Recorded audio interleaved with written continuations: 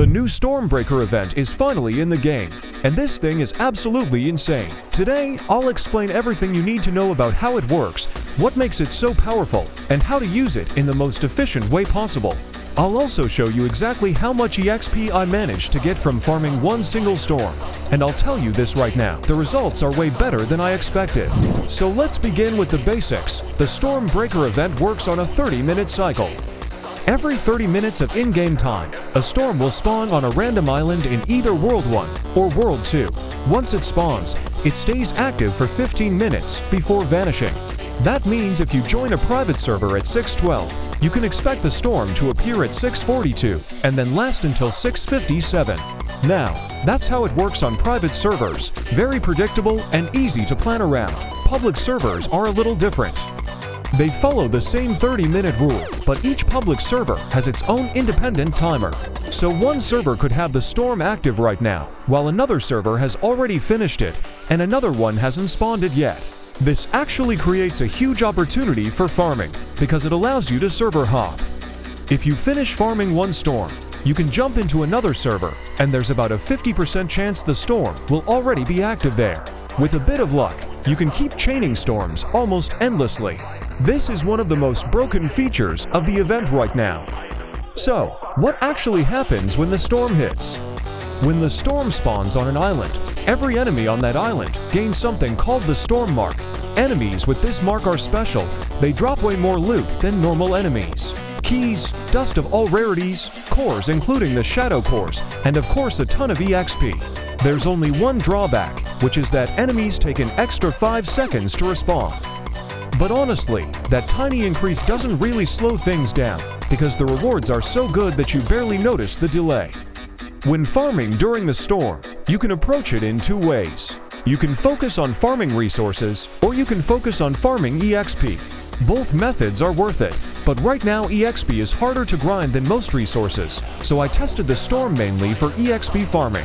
I set myself up properly before starting, equipped my best relics, activated a strong title, shifted some of my stat points for maximum efficiency, and used a 2x EXP potion.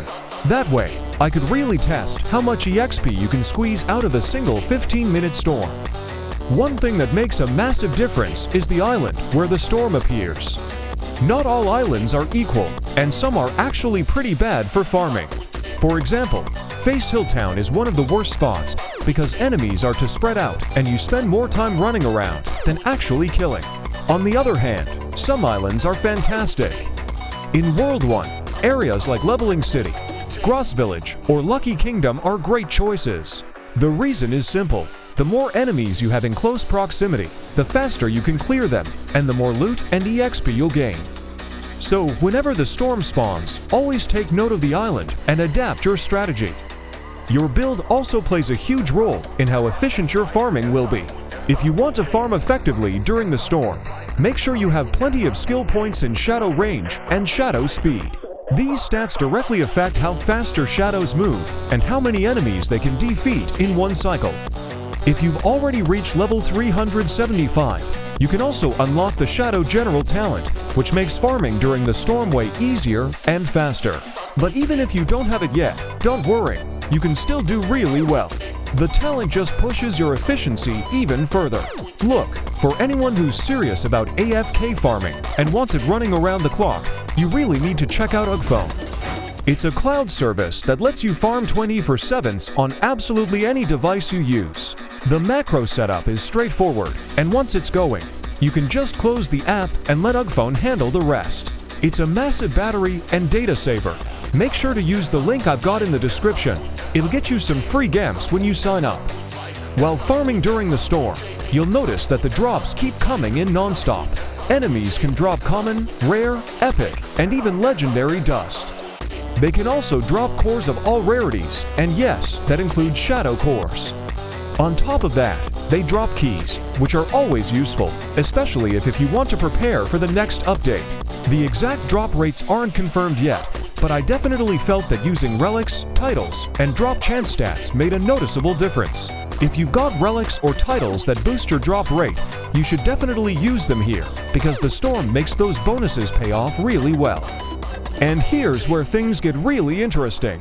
In the latest update, the developers actually reduced the amount of EXP needed to level up after level 385. That means once you cross that threshold, every level requires less EXP than before.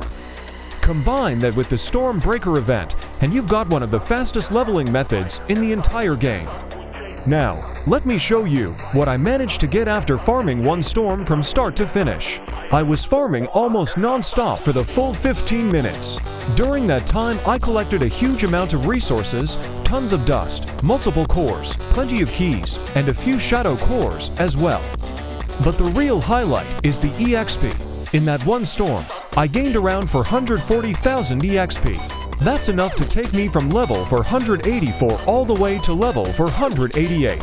That's for full levels in just 15 minutes. For players at lower levels, the results will be even crazier because you need less EXP to level up, meaning you can gain levels even faster. And that's just from one storm. If you chain multiple storms together by hopping servers, you could easily stack millions of EXP in a single play session. To me, that's what makes this event so overpowered right now. It's not just strong, it's game-changing.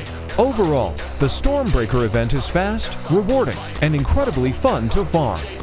It gives you a mix of EXP, resources, and keys, and it does all of this in a very short amount of time. If you prepare properly with the right relics, titles, and stats, you can get insane results. My advice is simple: take advantage of this event while it's still this good.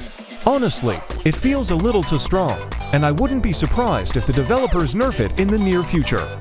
So make the most of it now, farm as many storms as you can, and enjoy the rewards while they last. Alright, let's give a shout out to the 2 winners of the previous Game Pass giveaway. If you see your Roblox username on the screen, make sure you've accepted my friend request on Roblox so I can send you your prize. For everyone else who wants to enter the next giveaway, all you need to do is subscribe to the channel, like this video, and most importantly, leave your exact Roblox username in the comments below so that I can send you your reward. If you win, if you have any questions about this video, feel free to ask them in the comments. For exclusive content, giveaways, and to hang out with the community, check out my Discord and Roblox group. For a chance to join me in-game, you can also follow my Roblox profile. Thanks for watching, and subscribe for more Arise crossover content.